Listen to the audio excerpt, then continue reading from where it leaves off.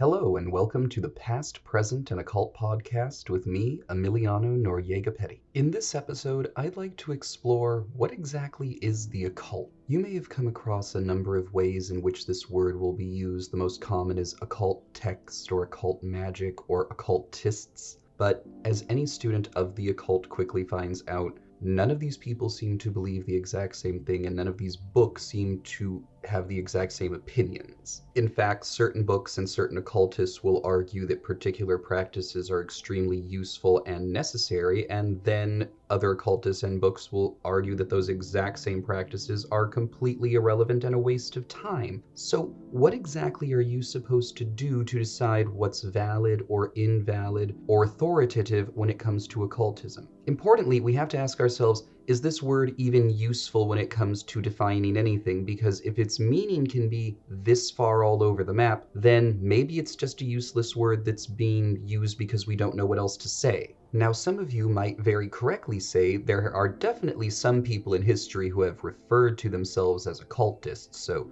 can't we use them as the bedrock for our definition, move on from there, and then get on with the point? Well, the same problem exists. These people, if you were to, let's say, put them all in a room and ask them to write down their ideas, you would find out that a good majority of their ideas don't align with each other's. This doesn't leave us without any ability to define the word. After all, there's definitely a certain type of person who you could say becomes an occultist, and a certain type of philosophy and worldview that they tend to hold. For example, most occultists have a belief in something related to either magic or meditation as an important religious or spiritual practice. Now, when I'm currently using the word magic, I obviously don't mean stage magic, and let me actually try to explain that a little bit better than might be explained to you most of the time, because most people who will explain it to you, or at least bother to explain it to you, are active practitioners of magic or of a particular magical system, and they're going to be very touchy about certain questions. Now, magic has many ways of being defined, but the most popular definition happens to currently be Aleister Crowley's definition of magic, and that is, it's the art and science of doing your true will. Most magical systems have this phraseology. They're going to call something the true will, but even then they're going to disagree about what exactly the true will is. Some of these people will go on to say that the true will is simply a part of ourselves that we rarely access, whereas other mystical and magical traditions will argue that the true will is in fact a separate part of ourselves that we access through magic and meditation. If, however, most of these magical traditions and occultists are going to define doing their true will simply as doing their true will, then why are they bothering to do all of this magical ritual, meditative practice, and so forth?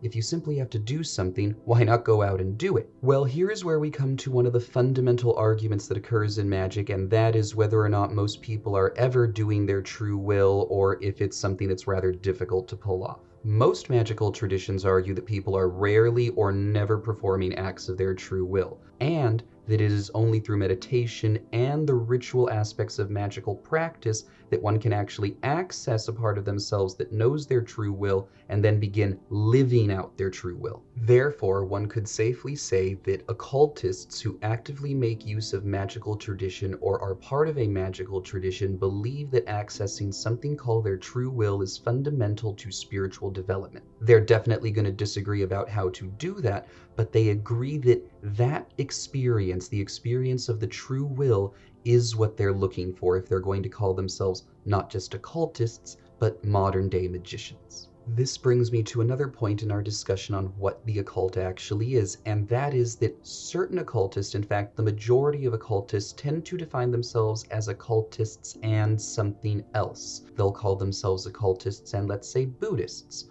or they'll call themselves occultists and magicians, or occultists and Freemasons, or occultists and some other descriptor. My point being that very few people tend to define themselves simply as occultists. They tend to define themselves as being occultists in combination with some other tradition or practice. Now, as you may have noticed, some of those descriptors that they're going to attach their occultism to are not ones that in any way practice magic, ceremonial, or otherwise. So what's going on with that particular group of people within occultism? What's going on with, let's say, the non-magicians? Generally, this class of individual is seeking an enlightenment experience that they are not going to necessarily describe, or are more likely never going to describe, as encountering their true will. This can be for a number of reasons. What's important to understand is that their practice within occultism is going to involve very little magic, might involve a large amount of meditation and prayer, but is going to look, let's say, very different from what you would imagine. Whereas you might be used to imagining somebody in billowing robes screaming out incantations when you think of an occultist, this person is not going to do anything that ever looks like that. In fact, people who are part of this segment of occultism may, as part of their regular spiritual or mystical practice, go to a mainstream church, synagogue, mosque, or what have you. You see, for them, it's not about the ritual. This can be hard for a number of people who are interested in the occult or who have heard about the occult to understand, because by and large, what you're presented with in the media especially is a tradition that is hyper obsessed with ritual as part of its practice. Let's do a quick recap at this point. So, an occultist is somebody who will generally define themselves as an occultist and something else, and they may or may not practice magic. However, all of them are going to do some sort of introspective practice. They're going to do something that one way or another we can call meditation, or a practice that is like meditation. Let me explain why that matters in particular, and it gets to the point of what occultists are doing. What they're doing is that they are looking for truth, and I'm using truth with the big T here, which is to say, I mean the truth of why we're here, our purpose on earth. Why does everything exist and act the way that it does? That's the question that they're going to be asking themselves here. What they're going to disagree about and debate about is what is the best way to do that. Not only are they going to debate about how to find the truth, in many cases, they are going to disagree and debate about what the truth actually is. So after all of that introduction, I think we can safely define an occultist as a person who is seeking spiritual or mystical truth, and occultism as a practice that aids a person in doing just that. This allows us to have a very wide definition, and yet it does give us something that we can actually question people on. For example, you could ask somebody, do you consider yourself a seeker of spiritual truth per se? Or you could ask them about their spiritual or mystical practice if they were open to it, and with certain things that you understand, you could then go, oh, okay, so what you're basically doing is occultism. Now, let's say that you came to this podcast because you weren't just curious to discuss what occultism is. You might actually be curious about starting your own occult practice, and for years you may have gone, I've read this, I've read that, I've watched everybody. What do I do now? The first step, and you're going to hear this a lot if you listen to this podcast, is you're going to need to get yourself a journal so that you can keep track of your thoughts and your progress along your spiritual path. Then, you're going to have to, using this journal and a little bit of introspection, try to figure out what is the first truth that you're attempting to understand. Now, let me explain what I mean by that. Life is what it is, and in many cases, it beats us when we're down. And for the majority of us, it can be difficult to move on from that point. So before we begin asking ourselves these gigantic questions about why we're here, what is the meaning of life, where does the soul go, do we even have one, we need to do what many traditions call shadow work, and it's the term that I'm going to use not because it's necessarily my most favorite term, but because most people who come to me are already familiar with it, so let me start from there and explain. Shadow work, or what is called shadow work, is introspection into the subconscious. It is confronting those parts of ourselves that we have repressed for one reason or another throughout the course of our lives. Failing to do this primary step means that none of the other ones are ever actually going to work out. Now, some of you might be thinking, perfect, shadow work. If that's the first step, I just have to do that, and I can move swiftly on. Oh, if only anything in life were ever that easy, and you know that. There's going to be at least a time investment when it comes to this. What I mean by that is, even if right now you went out and got that journal that I said you're going to need and have begun making an effort to record your practice and are trying to figure out what's going on inside of you, it's not going to happen in a week. I guess the simplest way to think about this is a lot of us have ended up as messed up as we are or were at one point after a number of years. You're not going to unravel all of that in a short amount of time.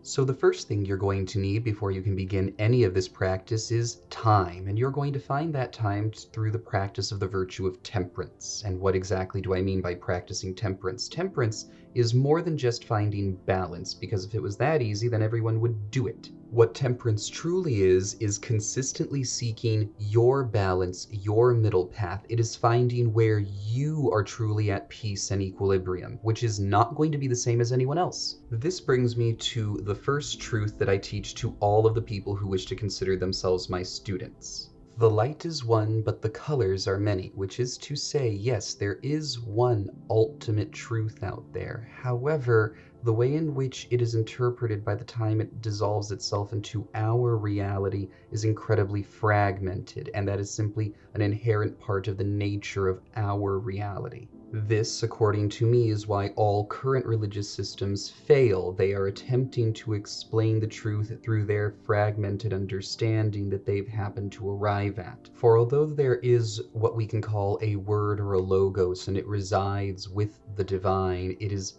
divided by the time it comes down to us. And let me show you some examples of that within history. So the following are a few religious teachers from our past, and as you can see, each one of them formulated their truth as a single word. These words not only differed from each other in a general sense, they expose us to a truth, which is that these individuals who founded major religions came to completely different ideas as to what the ultimate truth was. Let's see what that was before we argue or explore why they disagreed with each other. In the case of the Buddha, if we begin with him, his ultimate truth was composed of the word anatta, which means no soul.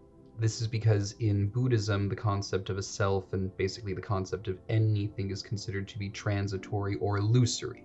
Going on from here, they are seeking a liberating experience that they refer to as enlightenment. This enlightenment is meant to free them from the cycle of samsara or rebirth and suffering, and it includes heaven. By that I mean not their enlightenment stage, but the samsara stage includes heavens. They believe that there are multiple heavens they can be reborn into, where they will live as gods or similar deities, but they believe that they will ultimately be reborn back into a lower existence again. They believe that heaven isn't permanent. They believe that nirvana is. In regards to the state of nirvana, it is a state in which a person has become so detached, or whatever ultimately constitutes a person has become so detached from desire that they no longer seek to be reborn. Now this you can obviously see is incredibly different from the Western side of understanding spirituality and mysticism, which very much is a soul-based religious system. We definitely have souls in Western philosophy or Western religious systems, and the point of the religious system is to evolve or save this soul. Also, Western systems do not tend to have concepts such as reincarnation in them. There's usually just one life that each person lives. Moving on to a Western religious system, let's consider Islam for a second and the Prophet Muhammad. In his particular case, Muhammad's word was the word Islam itself, which in Arabic means submission, in particular, submission to God. Submitting to God is meant in the metaphysical sense of submitting your entire will and existence to God and allowing Him to shape you and make you into the person you were always meant to be. In this particular religious system, becoming a servant of God and giving up your free will and doing His will is what makes you better and leads to salvation. The better one does His will as opposed to one's own will, the better chances of salvation become in a Western religious system like Islam. As my third and final example of religious systems and words, there is the religious system of Thelema created by Aleister Crowley. In his particular case, the word is thelema, which is a Greek word meaning will. Now, there are multiple debates about what he meant about that, but in short, the focus on the word will is meant to get us back to the concept I was speaking about earlier, doing one's true will. And in the sense of Aleister Crowley's system, this involves contacting a part of yourself or a being known as the Holy Guardian Angel, which again is either conceptualized as a higher part of the practitioner or it's a completely distinct entity. Again, Thelemites will debate about that all day long. What looking at these three examples allows us to do is see not only the obvious fact, which is that each religion is different, it allows us to see that they disagree about extremely fundamental things. From this, you should now be able to see that it would be untrue to say that every religion on the planet believes that we have a soul. Now, some of you might say, certainly the Buddhists have to believe in a soul. What do they think is reincarnating every time? And to be honest, there were a series of questions the Buddha refused to answer, and one of them is, what exactly is the soul? He considered that to be a pointless distraction when it came to the ultimate goal of his practice, which was to achieve enlightenment. Whether or not he had a soul didn't matter to him. If he could achieve enlightenment or not is what was important. Fundamentally, however, what does all of this have to do with our understanding of what it means to practice occultism or be an occultist? Well, it points to the reality of the truth that I spoke about earlier, which is that yes, there is an ultimate truth, an ultimate reality, but when we are here on this particular plane of existence, especially as we remain uninitiated or unadvanced in our spiritual practice, we are not ever going to understand it in this unified sense. To understand the big truth as the big truth first requires that we understand all of these little ones in one way or another, and by doing that, the goal is to then discover what our fundamental truth is, and then again, we still have some building to do. The goal is not to discover our own biased truth and be happy with that. Our goal is to use our truth to tunnel our way into the ultimate part of reality. How does anyone actually do any of that, though? The way in which occultists do this is through committed practice, and by practice I mean spiritual or mystical practice. This means a consistent regimen of either meditation, prayer, or ritual work. You can do all three of these in some combination or in part, or you can focus only on one or two of them. It is not necessary to do all three, except, I would argue, meditation. Although there are many paths that reach heaven, I know of almost none of them that allow you to skip the introspective stage. However, how are you supposed to come up with this practice, especially if, like most people who are interested in the occult in a proactive way, you don't ascribe to any of the philosophies or statements of the world's major religions? I suppose the question you might have, but you might be afraid of asking is it okay for me to just make up whatever it is I'm doing? And the answer is yes, it absolutely is okay for you to make it up, and let me give you a story that might illustrate that point. I'd like you to try to imagine a series of situations with me, and then perhaps you'll come to the same conclusion I did, or you're going to think that it's ridiculous what I think. But let's walk down this road together, at least for a while longer. At one point, there was clearly no concept of a god, there were no religions, nobody was praying, humanity had just begun its existence.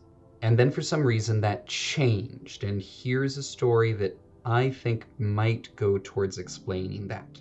According to various scholars of religion, the way in which we handle various things now, including mental illness, are very different from the way they would have been handled by the early peoples. In particular, hallucinogenic events or events related to schizophrenia would have potentially been handled under the following guise. Imagine, for example, a village, and in this village is born a child. This child has, let's say, when they're young, extremely profound dreams, and by profound I just mean very aggressive and overly detailed. The child is always able to recount every part of the dream. Now, in this theory of religion, when the child begins to develop what we might call schizophrenia, or at the very least begins to hear what we would call auditory hallucinations, the theory goes that in their village, instead of being afraid of the person because they were having these experiences, they would have instead been curious about them and would have encouraged the person to somehow find out more from the voices that, as far as anybody else could see,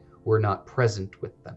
At this point, all we have to do is imagine a situation where this child or young person or young adult is able to, let's say, communicate with their auditory hallucination, if that's what we're going to keep calling it, just for the sake of keeping the terminology the same. And not only are they able to interact with it, they're able to interact with it in a way that is actually not only beneficial to them, but to the people and tribe that they live with. Let's hear a story on how that could happen. In certain cases, especially outside of the West, the voices that people hear during what we would call schizophrenic episodes, instead of telling them harmful things, tell them kind or even sometimes helpful things. These examples can include something as small as where they might have left an item they have otherwise forgotten, or they include examples in which a person actually makes a rather profound and meaningful life choice. The classic example from history is Joan of Arc. She had in many ways all of the hallmark symptoms of schizophrenia. In fact, the religious aspects sort of play into the diagnosis in many cases, especially because it was the culture in which she was raised. Now, you might try to argue with me by saying that the voices she heard were kind and helpful, and that's not how they manifest in the West. And I would agree that that's usually true, because in most cultures in the West, especially most modern Western cultures,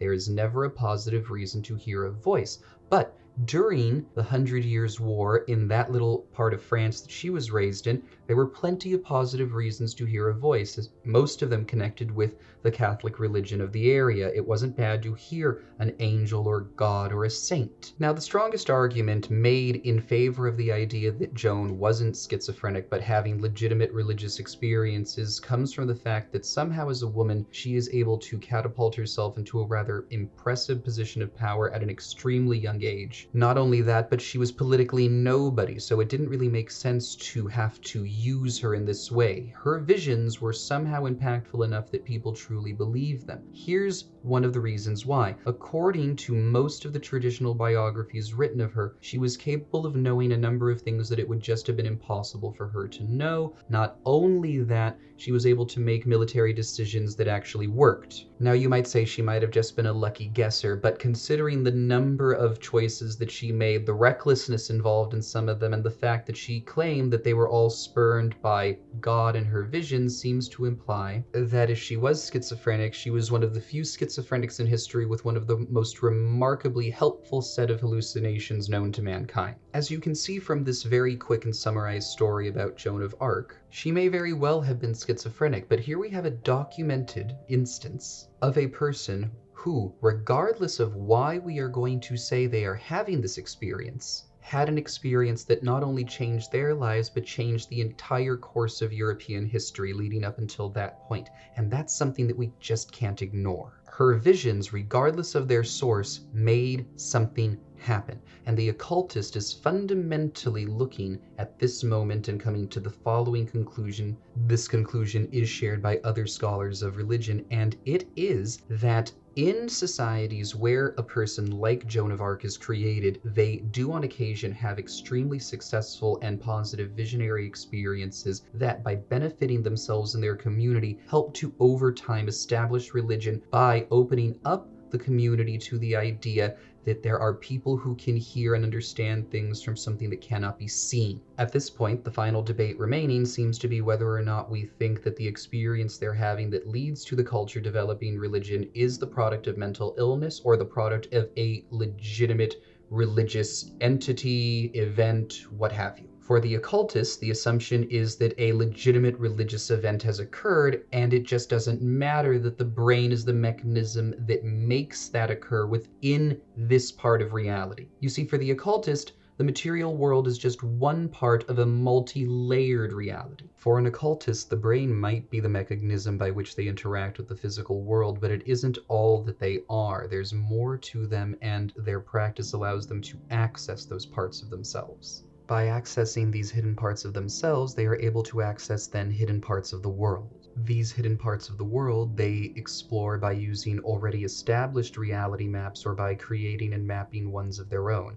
I'll be covering reality maps in detail in another episode. Going back to Joan for a moment, it does sound like the way that she accessed this part of herself was through Catholicism. So going back to the original question for this section, does that mean that you have to practice an official religious system? I already said you don't have to, but how does the Joan of Arc story help us to understand that? Well, it helps us to understand that by helping us see that it is possible for people to have these, for lack of a better word, religious experiences. It shows that regardless of what culture they happen in, they take on shamanistic overtones. Joan was said to often enter into a state of torpor or a daze of some kind, similar to a shamanistic trance, most people would say who have studied her. So it appears that regardless of culture, getting to this state allows the person to access a part of themselves. Again, we're going to debate about whether that part of themselves is sound and reasonable or part of the beginning of mental illness, but that's just a separate debate. What matters is the event happens. If we extrapolate this and go back in time while doing the same thing, one of the things that this makes us consider is, at one point,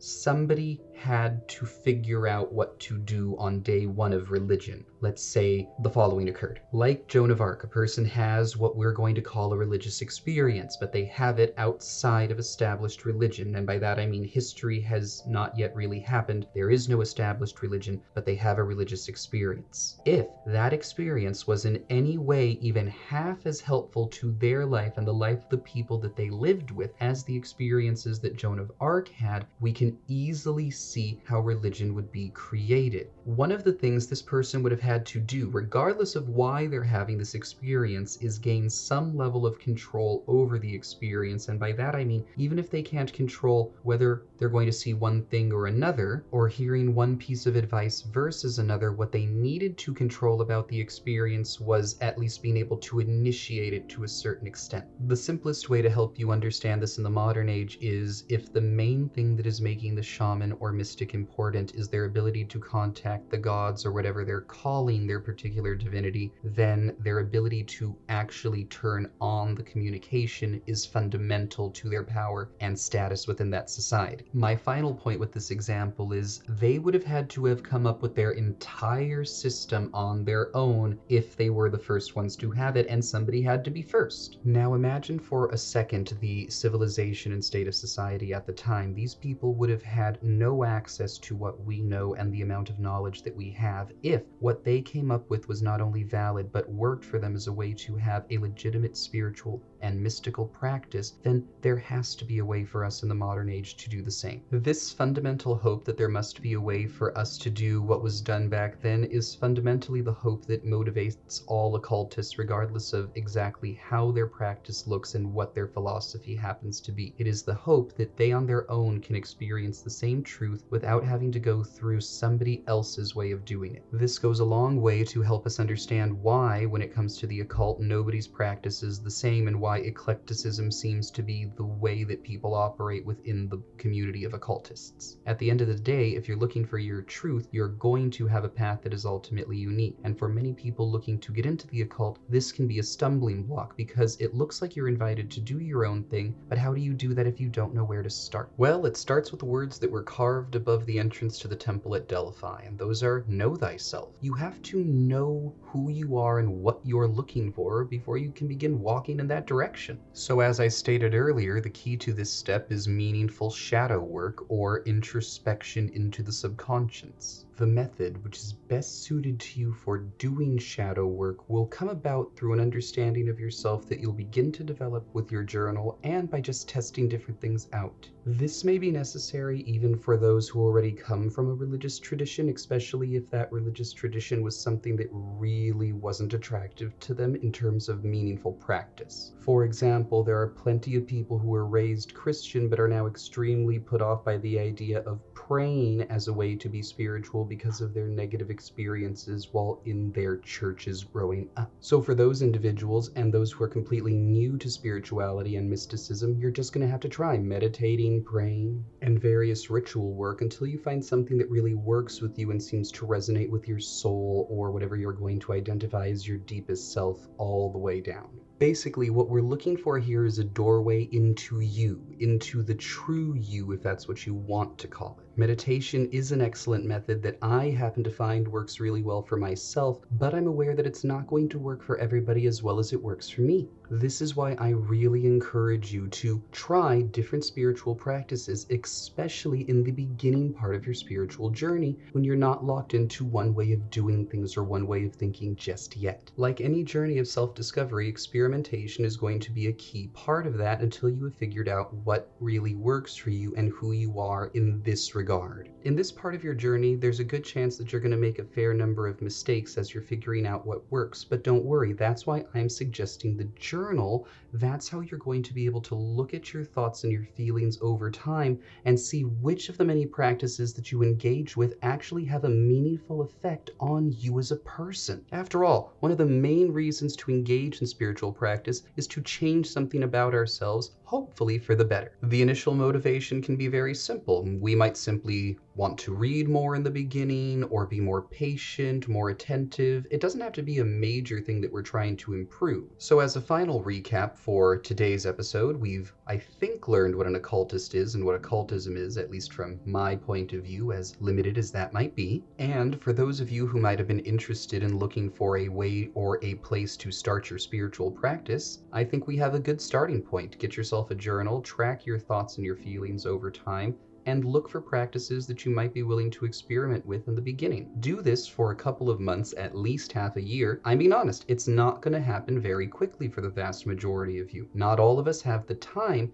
it would take to have such an accelerated spiritual practice, but that's not what you have to worry about. Right now, focus on commitment, no matter how big or small. Keep your journal and start developing a practice. Next time, we'll look into further detail on how you can begin building your own reality map and how that's going to help you further your own spiritual practice. Thanks for watching Past, Present, and Occult. I'm your host, Emiliano. See you all next time.